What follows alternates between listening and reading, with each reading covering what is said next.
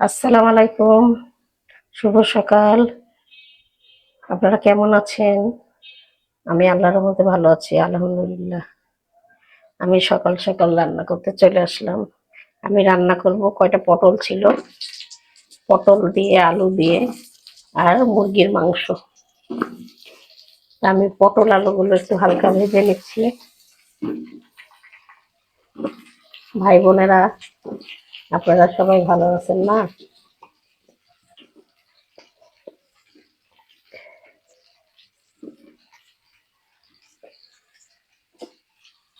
আমি এখন পটলগুলো একটু ভেজে নিই,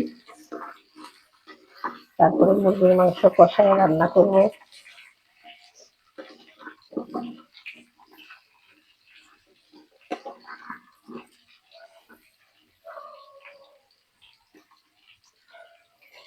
আমি পরে ভাজতে থাকি, পরে আবার আসছি আপনাদের কাছে।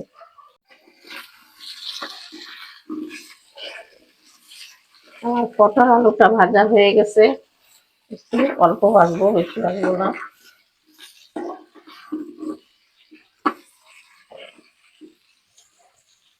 আমি এটা এখন নামিয়ে ফেলি।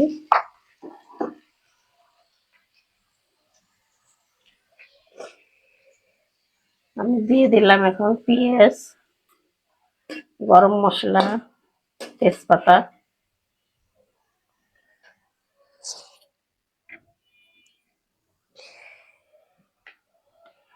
এবার মুরগির মাংসটা চড়াবো।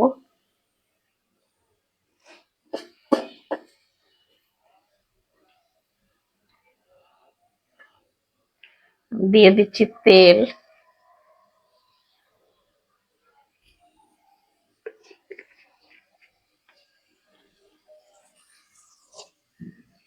দিয়ে দিলাম তেল,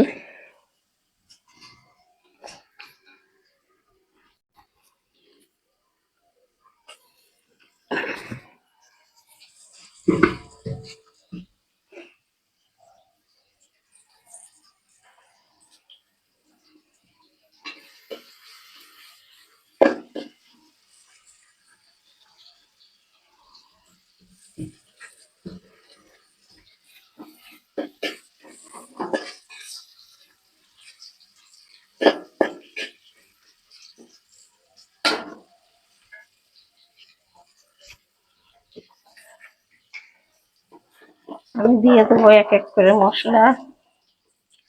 প্রথমে আমি জিরার গুঁড়া দিয়ে দিলাম। আমি জিরার গুঁড়ার সাথে রাঁধুনির মুরগির মাংসের মশলা আমি মিশাই রাখি। দিয়ে দিলাম মরিচের গুঁড়া,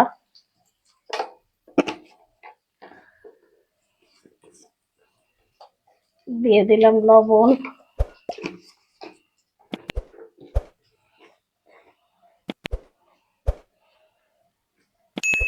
দিয়ে দিলাম হলুদের গুঁড়া।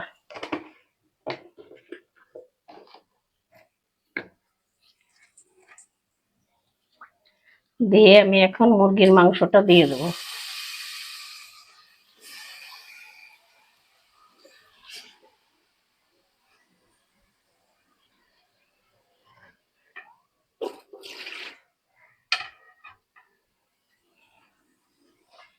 আমি আদা রসুন এখনো দিই নাই, আদা রসুন দিব। একটু নাড়া দিয়ে নিই।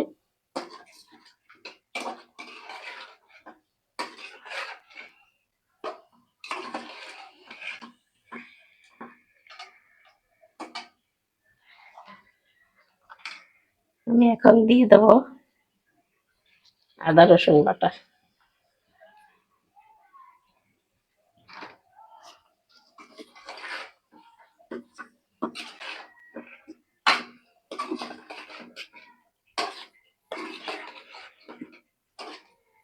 আজকে আবার একটু অন্যরকম ভাবে রান্না করছি।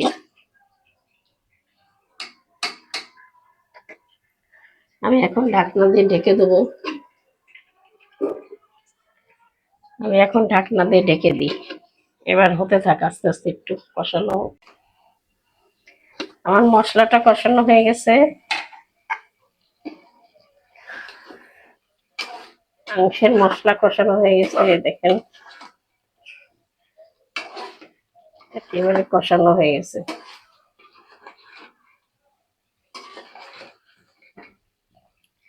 আমি এখন ভাজা পটল আলুগুলো দিয়ে দিলাম।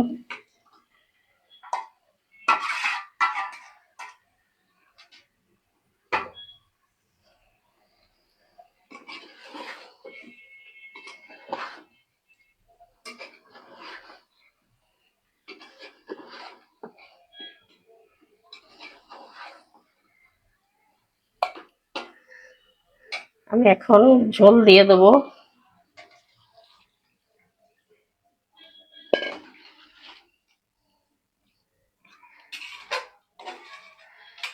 তরকারিটাই দিলে ভালো হয়। দিয়ে দিলাম ঝোল।